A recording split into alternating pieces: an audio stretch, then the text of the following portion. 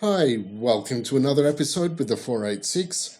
I am Tim, this is the Geek Jabber channel, and you might remember from a previous video that I managed to get this machine online using a network card, my modern internet connection, and a bit of playing around to install everything. And you might remember I managed to get it working, and this is it, still working. So I thought I'd quickly just show you around what the internet would have looked like on these machines back in the early 90s. So this would have been about the time that the internet would have really started becoming known to people. It wasn't common until a few years later, but this is the first time I managed to experience it around 93, 94, and this is what it would have looked like back then. So we've got YB, and you can see in the address bar at the top, yb.me.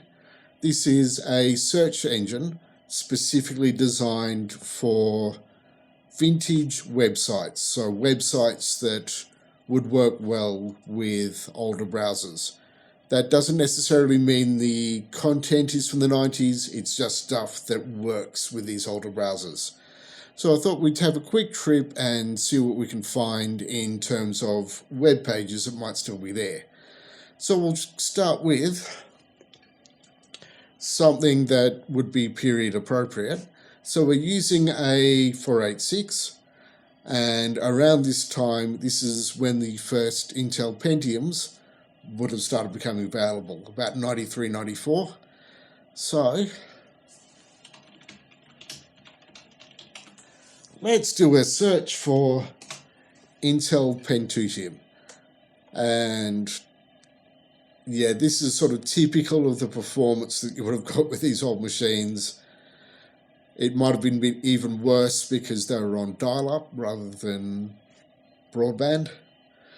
But yeah, it wasn't always a quick experience. So let's have a look. We've got that second one here, how far we've come in 20 years of personal computing. And this is where you have to have a bit of patience because, yeah, it takes a little bit of time to load everything. We're kind of spoilt with modern broadband that everything happens in an instant. We kind of forget how slow this is. So how far will computers advance during the next 20 years? Will they become like the amazing devices you see on Star Trek and other science fiction? So this is basically what websites back in the early days would have looked like.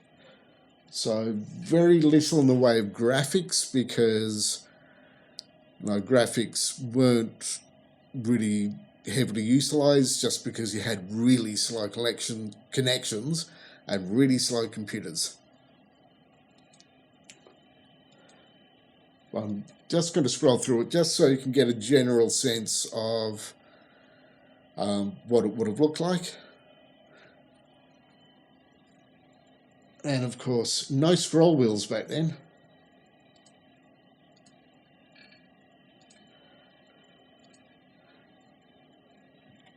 That's one website, and the machine's struggling a little bit, which is kind of to be expected.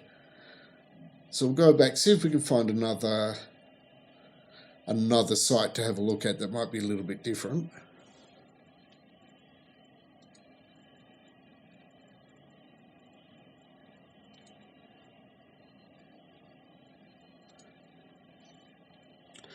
Oh, we've got an article in the IBM PC. Let's have a look at this one.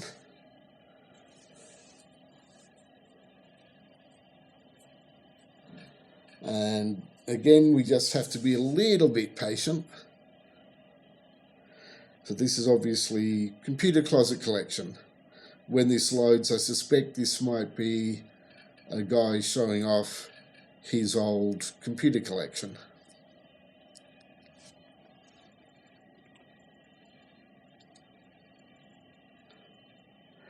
So I've got details on the old original IBM PC.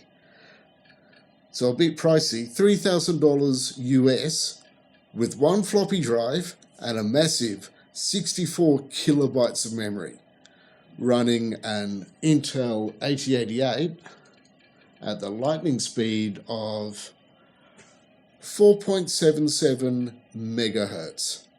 That's blazingly fast. Fastest computer I've ever seen. Not.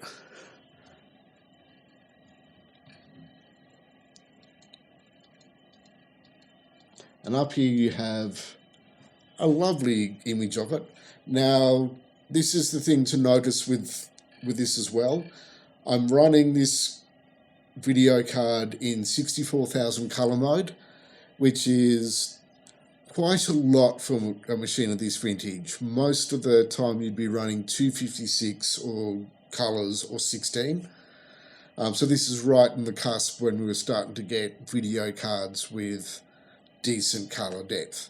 So the images were not always brilliant, and they were not always even as good as what you're seeing here. So that's actually quite good for a browser of this vintage. But I thought I'd just wrap this one up here just to give you a general overview of how the internet looked.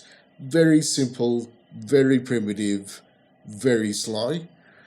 But this back in 1993, 94, which is when I first experienced the internet, was brilliant. Like, we were all excited for what this would turn into. And of course, it's now turned into something quite a lot more advanced, where I can record this video and send it through to you guys via the magic of YouTube. So here we go. There's just a quick Cliff Notes version of what the web looked like in the early 90s. So if you want to support the channel, you know what to do. There's the link to the website in the description. There's a link to the Discord, and you know what to do with that subscription. I should do this a little bit better. You know what to do with that subscribe button and that bell icon if you want to watch more of this stuff. Or you can just tell me to go away in the comments.